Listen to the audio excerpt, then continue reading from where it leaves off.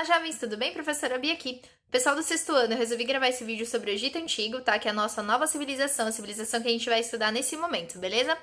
Eu sei que muitos de vocês devem ter ouvido falar do Egito Antigo por causa de meme. Faraó, sou faraó! Por causa de musiquinha. Tumba, o faraó saiu da tumba. Professora, o que isso tudo quer dizer? Então eu tô fazendo esse vídeo pra gente falar algumas curiosidades, algumas coisas sobre o Egito Antigo que são essenciais pra gente saber e estudar essa civilização, certo? Então vamos lá. Primeira coisa que vocês devem saber, jovens, essa civilização, assim como todas as outras da antiguidade, se desenvolveram a partir de rios importantes, tá? Então a água é essencial para o ser humano, então obviamente as primeiras civilizações se formaram perto dos rios. No caso do Egito, eu tô falando do rio Nilo, tá certo? O historiador grego Heródoto, ele falava que o Egito é uma dádiva do Nilo. Ou seja, o Egito é um presente que o Rio Nilo nos deu. Não existiria vida no Egito se não fosse o Rio Nilo, certo? E por que isso? Porque o Rio Nilo é importante. Pessoal, o Egito está localizado no nordeste da África. É um ambiente bastante quente, o Egito é vizinho de desertos, tá? Então toda a água do Rio Nilo, todo o Rio Nilo é extremamente importante para essa civilização. Tudo que eles iam fazer, eles utilizavam o Rio Nilo, tá? E voltando a alguma coisinha que eu acabei de falar, como eu falei, o Egito fica no nordeste da África, tá, pessoal? Então quando vocês vão ver filme, novela, que o faraó é branco, do olho claro, você aponta pra sua TV e fala, ah, mentira! E é mentira mesmo, pessoal. O Egito é formado por pessoas negras, fica no nordeste da África. Ou, no máximo, eles são mestiços devido ao contato do Egito com as civilizações vizinhas e próximas. Beleza? Então, duas coisas já importantes que vocês aprenderam. O Rio Nilo, ele é essencial para o Egito fica no nordeste da África. Certo? Lembrem-se, a África ela é um continente, ela não é um país, e isso vocês já sabem. Então, baseado no rio, já que eles vão utilizar bastante o rio, a atividade principal da economia deles vai ser a agricultura. Para quem não sabe o que é agricultura, é plantar e colher algumas coisas, tá? Então, professora, que tipo de coisa eles plantavam? Vamos lá. Eles plantavam o que nós chamamos de cereais. Professora, como assim cereal? Não é aquele cereal que você come no café da manhã, tá? Segura a onda, não é isso que eu tô falando. Quando eu falo cereais, são grãos, tá, pessoal? Então, desses grãos podiam estar o trigo. E tinha uma coisinha bastante interessante chamada cevada. Professora, o que é a cevada?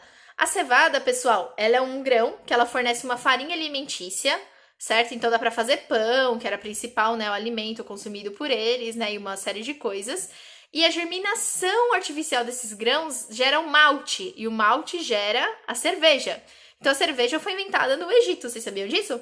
Então, professora, então todo mundo vivia bêbado no Egito? Não, calma.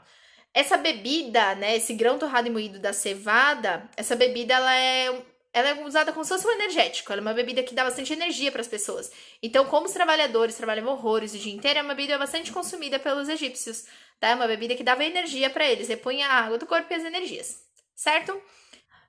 Como eles faziam para plantar essa cevada que eu contei para vocês? E detalhe, essa bebida energética que eu falei para vocês não tinha álcool, tá? Então, ninguém andava bêbado no Egito, pelo amor de Deus, tá bom? Como que eles faziam para plantar, já que o Egito é vizinho de deserto, fica na África, uma região muito quente?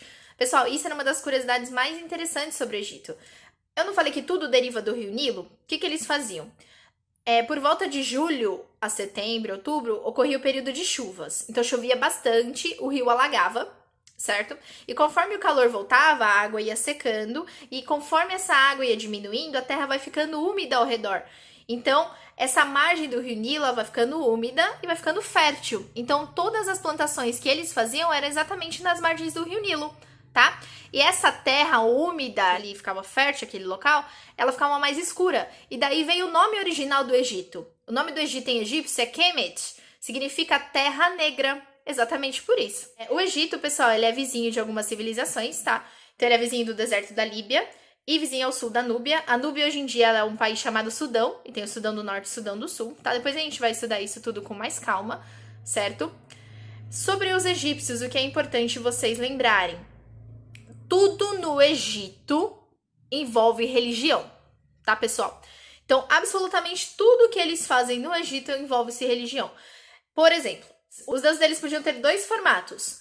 Primeiro, ele poderia ter o formato apenas humano, antropomórfico, ou ele podia, vou falar um palavrão enorme aqui agora, antropozoomórficos. Eles podiam ser antropozoomórficos. Professora, pelo amor de Deus. Antropo é de homem, zoo, não tem o zoológico? Então eu tô falando de animal. E mórfico é de forma. Ou seja, os deuses egípcios, eles poderiam ter o rosto de animal e o corpo de homem. tá?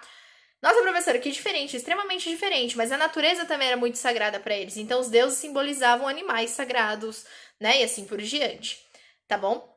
Os egípcios também, eles são conhecidos, pessoal, pelas suas grandes construções. Por exemplo, as pirâmides, certo? Professora, por que eles construíam pirâmides? E aí entra uma outra coisa da cultura egípcia que é muito interessante. A relação que eles têm com a morte, com a vida após a morte, na verdade. Primeira coisa que vocês devem saber das pirâmides. As pirâmides não são as habitações dos governantes, dos faraós, tá? Elas são complexos funerários. São locais que servirão para o sepultamento do faraó. E por quê? Os egípcios acreditavam numa coisinha chamada vida após a morte, tá? Então, eles acreditavam que depois que a pessoa morresse, o espírito dela precisaria encontrar um corpo, e esse corpo precisaria estar preservado. Então, por isso, eles faziam um processo chamado mumificação, as múmias, por assim dizer. Então, eles faziam um processo para preservar esse corpo para que futuramente o espírito encontrasse com o corpo, a alma encontrasse com o corpo. Eles acreditavam, então, nessa questão da vida após a morte, e por isso eles construíam as pirâmides, tá? Então, quando o faraó morria, uma pessoa importante, né, no caso, a rainha, enfim, quando o faraó morria, ele era sepultado lá dentro, seus pertences eram sepultados juntos, né? Dentro das pirâmides podia se encontrar muito da riqueza, algumas roupas, tinha algumas que tinham até alimentos, né? Alguns bichinhos de estimação que teriam morrido, eles mumificavam e colocavam junto também, né? Então, as pirâmides servem para esse complexo funerário. É onde vai sepultar o corpo do faraó esperando o seu retorno, tá? E vocês sabem que os egípcios, eles fizeram várias pirâmides ao longo da história. Então, é por isso que existem pirâmides naquela civilização, certo? Olhando assim, pessoal, os hábitos dos egípcios parecem diferentes, mas eles tinham uma série de costumes que para nós seriam totalmente, esquisitos, por assim dizer, mas nunca usem essa palavra, tá? Cada civilização tem a sua cultura e merece respeito. Não devemos julgar os egípcios com os nossos olhos ocidentais, né? Com os olhos de quem nasceu aqui na América do Sul, com uma cultura eurocêntrica, né? Cultura focada na cultura europeia. Nós temos que olhar os egípcios com a particularidade da civilização deles. Por exemplo, no Egito, o casamento entre irmãos, tudo bem. Nossa, professora, por quê? Porque a família real, pessoal, eles preferiam se casar entre si para manter a pureza do sangue. Então, para eles era normal os irmãos se casarem entre si, gerarem descendentes e assim por diante. Era cultural deles. Eles construíam pirâmides para sepultar os corpos, acreditavam em vida após a morte. Eles acreditavam em vários deuses. Recebe o nome quem acredita em vários deuses. Politeístas, tá certo? Então, os egípcios eram politeístas. Toda vez que a gente fala do Egito, a gente fala de faraó também, né? Eu estou falando aqui de faraó porque vocês já devem saber que o nome do governante do Egito é faraó, certo? Mas nem sempre foi assim, tá bom, pessoal? Então a gente vai falar bem rapidinho sobre a formação política do Egito. O Egito se formou aproximadamente em 4.000 anos antes de Cristo, nas margens do Rio Nilo, e ele era organizado em pequenas cidades-estado. Como assim, professora, cidade-estado? Pessoal, uma cidade-estado é uma cidadezinha que ela se autogoverna, tá? Então, assim, para ficar claro na cabeça de vocês, pode pensar no exemplo da escola. A escola não tem as salas de aula? Pensa que cada sala de aula podia ser uma cidade-estado. Cada cidade-estado, cada sala de aula poderia ser governada por um professor específico, teria uma aula específica, tem as pessoas lá daquela sala de aula, aquela lista de chamada, certo? Então, as cidades-estado no Egito, elas recebiam um nome especial. Eram nomos, tá? E esses nomos eram chefiados por um nomarca, tá? Não confundam com monarca, que monarca é rei, tá? Eu tô falando de um nomarca, beleza? Cada um se governava, ninguém dependia de si, eles só se relacionavam para fazer comércio, alguma outra coisa assim, né? Não precisavam uns dos outros. E cada cidade-estado idolatrava um deus específico. Então, a cidade-estado X idolatrava Osíris, cidade-estado idolatrava Ísis e assim por diante, certo? Conforme o tempo passou, esses nomos ou entraram em guerra entre si, ou eles se unificaram, certo? E aí geraram 2 reinos independentes. O reino do Alto Egito e o reino do Baixo Egito. Se você der uma olhadinha no mapa, tem uma trollagem nele.